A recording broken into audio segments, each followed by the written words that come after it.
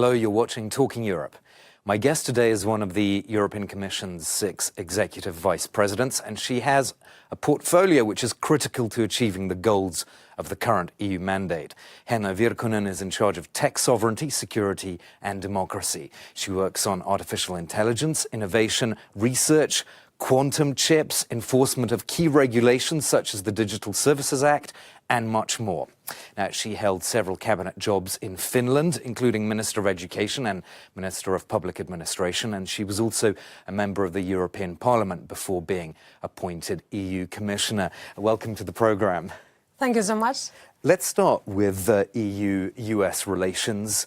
I'm curious how you're dealing with this whole uncertainty about tariffs, because we keep hearing new information from the Trump administration. And, of course, he still wants the removal of the digital services tax in any negotiation. What do you think the EU can actually negotiate with him at this stage?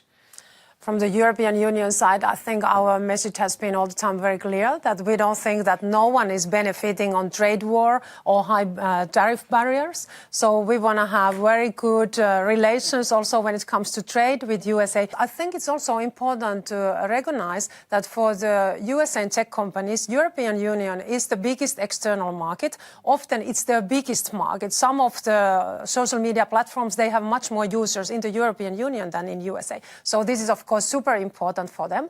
And Europe has been always very open for businesses and investments, but everybody who is doing business in the European Union has to respect our rules. How much misunderstanding, though, is there on the American side about what it is that you're actually trying to enforce here?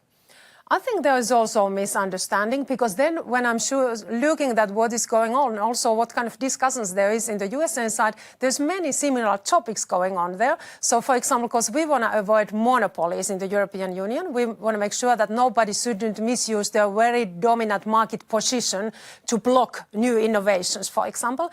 And in USA, they have several court cases going on about same topic. Of course, in the European Union, we have different approach because we have rules, we have legislation already beforehand. In USA, they often have the approach that later on the court is deciding. Also, there's very similar discussion going on protection of minors, what is very important priority for us in the European Union and also in USA. So it's not so black and white that only we have rules and they don't have any need of rules. There's very similar discussions going on. And on the big tech giants, of course, the Commission did slap these fines of millions of euros some weeks ago on Meta and Apple. Do you see more big cases like that coming down the pipeline as well? Digital Markets Act and Digital Service Act, they are very new regulations, both of them, and now we are enforcing them. So, of course, we are all the time looking that all the companies who are operating in the European markets, that they are complying with our rules. So DMA decisions, they were based to that now Meta and Apple, they have 60 days time to comply with our rules and change the design of their services. And also with the Digital Service Act, we are now enforcing it. And we are focusing to protection of minors, protection of democratic processes and elections, and also online shopping is something where we are facing challenges. And we have now opened the investigations against adult platforms also to make sure that they are protecting minors and they have the age verification in place. You were recently in the US, and one of the things you did was to meet young experts and talents at Stanford University. As you know, Commissioner, there's a big talk going on here in this building about Choose Europe for Science and trying to bring talents from all over the world to Europe. I'm just curious if you had any sort of expressions of interest by young people that you spoke to, or researchers, talents in the US, to actually come in Europe and contribute to that whole economy here. I see that there's a lot of interest towards European Union when it's about students or researchers and also industry, startups, companies, because in this time when there's so much uncertainty in the global scale, Europe is seen as a very reliable and stable place. In the same time when we are often criticized that we are a little bit too slowly and bureaucratic, but anyway, we are very predictable also and very stable. And it's also our strength. And when it comes to talented people, we see also that Europe is an aging continent, and it's very important that we are attracting talented people all over the world to Europe to study here, make their research, start up their businesses here, work here. Your college is very much about simplifying rules and regulations at the moment, and one of the things that's caused a bit of controversy, I would say, is simplification of the AI Act and getting rid of some of the reporting requirements. How do you know if it's being properly implemented if you don't have all the reporting requirements on the implementation? Yes, that's what we are now looking with all our digital rules. So we are going through all the rules and looking that if there is overlapping part, and also if there's too much administrative burden and really reporting obligations, how we can make it simpler for the businesses. We really want to make Europe faster and simpler and easier for the businesses, and especially, of course, we are looking SMEs.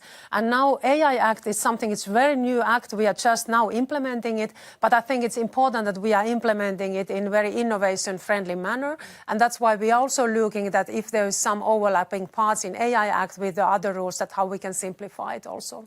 So on the liability proposal, which the Commission still would like to get rid of, that's another kind of watering down that NGOs and activists have criticised. If you do finally manage to take away the liability directive, that would surely make it more difficult for consumers to bring lawsuits if there's been harm done by AI-enabled products. So is this going to be a problem for consumers ultimately down the line? What we see from the Commission side is now that we are now implementing our AI Act, and it's better to implement it now and then look that if there is some parts what we are not already governing with the other legislations, that why we were proposing that we should withdraw this AI liability directive was very much to make sure that we are not taking overlapping actions, because there has been a lot of criticism now that we have been creating too much bureaucracy and too much new rules, and we have to really look that we are not having too heavy structure when it comes to new innovations. Obviously, you're trying to create a kind of whole parallel ecosystem to the US with bringing together things like chips, supercomputing, software, etc. This is all part of the AI Continent Action Plan. What do you think are the barriers to really making this take off? Is it the lack of a fully fledged digital single market? Is it the lack of EU procurement rules which need to be written into industrial policy? What are the sort of main barriers to taking this forward? I think you already mentioned some very important, actions we have to take. But especially when we look AI, it's important that we are building to our own strengths also there. And we are very strong in many areas. For example, we have 30% of more researchers than USA is having per capita when it comes to AI. So we have very strong research, scientific community. We have 7,000 startups who are working to develop AI. But the infrastructure is a challenge in European Union that we don't have enough computing capacity because we don't have these big tech giants. And that's why we are investing now together with our member states to supercomputers. We have identified 13 so-called AI factories. And now we have also call open for interest on so-called gigafactories. So we want to have very powerful supercomputers in the coming years to make sure that our startups and AI developers that they can develop AI. And of course, we need also high quality data sets for them. And we have to also now identify with the industry and different sectors that why they are not using more AI.